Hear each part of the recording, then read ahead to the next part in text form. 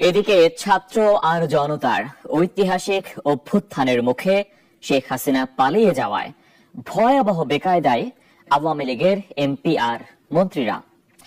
অনেকেই এখন সুযোগ বুঝে দেশ ছাড়ার চেষ্টা করছেন, এর মধ্যে অনেকেই সুযোগ বুঝে দেশ ছেড়েছেন, অনেকেই পালিয়ে বেড়াচ্ছেন প্রাণ রক্ষার ভয়ে। তাদের কেউ কেউ আবার আশ্রয় চেয়েছেন বিভিন্ন দূতাবাসে। এই মুহূর্তে আওয়ামী লীগের অবস্থা নিয়ে আরো জানাচ্ছেন সহকর্মী আব্দুল্লাহ শাফি। সোমবার দুপুর 2:30টা প্রধানমন্ত্রীর পদ থেকে পদত্যাগ করে বঙ্গভবন থেকে সামরিক হেলিকপ্টারে উড়াল দেন আওয়ামী লীগ সভাপতি শেখ হাসিনা। গন্তব্য বন্ধুরাষ্ট্র ভারত।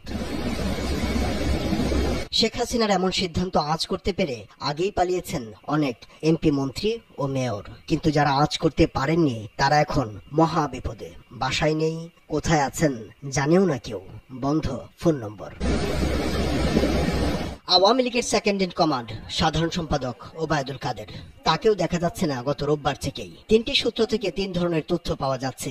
2টি সূত্র বলছে তিনি পালিয়েছেন রোববার রাতেই, কেউ বলছেন দিল্লি, কেউ আবার সিঙ্গাপুরের কথা বলছে, কিন্তু একটি নির্ভরযোগ্য সূত্র বলছে তিনি দেশেই আছেন। কোটা আন্দোলন যখন তুঙ্গে তখন থেকেই গণভবন অর্থাৎ শেখ হাসিনা থেকে বিচ্ছিন্ন ছিলেন ওবায়দুল কাদের, ফলে তিনিও জানতেন না আসলে কি হচ্ছে। গুঞ্জন ছিল তাকে বাদ দেওয়া হবে, তখন থেকেই গা ঢাকা দিয়েছেন তিনি, কিন্তু দেশে আছেন, কিভাবে আছেন নিশ্চিত করতে পারছে না কেউ। মিড লেভেলের কয়েকজন আওয়ামী লীগ নেতা জানান, রোববার রাত থেকে পরিচিত এমপি মন্ত্রীদের অনেকের সঙ্গে যোগাযোগ করা যাচ্ছিল না। অনেকের মুঠোফোন বন্ধ ছিল। বিশেষ করে স্বরাষ্ট্রমন্ত্রী আসাদুজ্জামান খান কামাল, আইনমন্ত্রী আনিসুল হক অজ্ঞাত স্থানে চলে যান।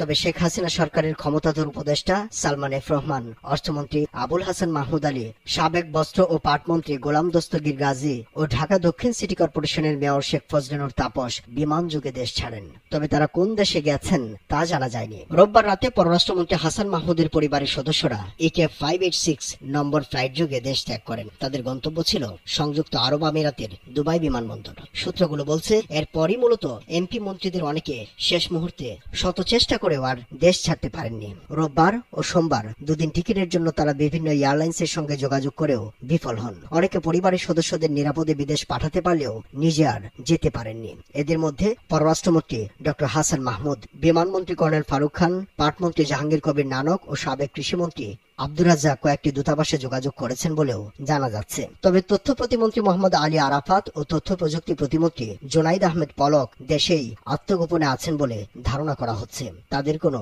ট্রেসই পাওয়া যাচ্ছে না। তাদের নিয়ে সোশ্যাল মিডিয়ায় নানা ধরনের গুজবও চাউর হয়েছে। সোমবার বিকেল পর্যন্ত শিক্ষামন্ত্রী ব্যারিস্টার মহিবুল হাসান চৌধুরী নওফেল তার বনানীর বাসায় অবস্থান করছিলেন। সরকার পতনের খবর ছড়িয়ে পড়লে সন্ধ্যার পর থেকে তার সঙ্গে নেতাকর্মীদের যোগাযোগও বিচ্ছিন্ন হয়ে যায়। তবে একজন মন্ত্রীর পারিবারিক সূত্র জানায় তিনি বাসায় আছেন, সুস্থ ও নিরাপদেই আছেন। তবে সময় সুযোগ বুঝে তিনিও হয়তো পাড়ি দেবেন লন্ডনে।